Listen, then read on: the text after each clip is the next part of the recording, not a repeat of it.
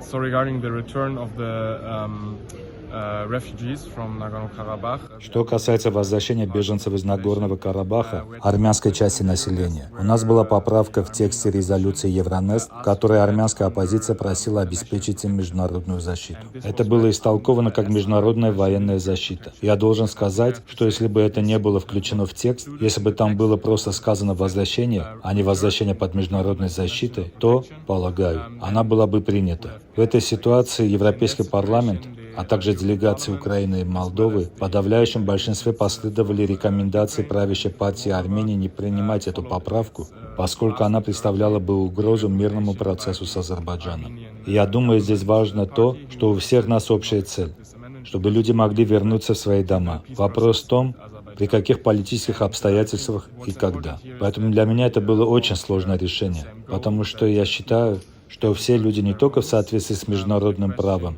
но и с моральной точки зрения имеют право вернуться домой. Но если правительство государства, находящегося в процессе завершения многолетнего конфликта, говорит мне, что эта мера представляет угрозу для завершения конфликта, приведшего к перемещению людей, то я должен это принять в расчет.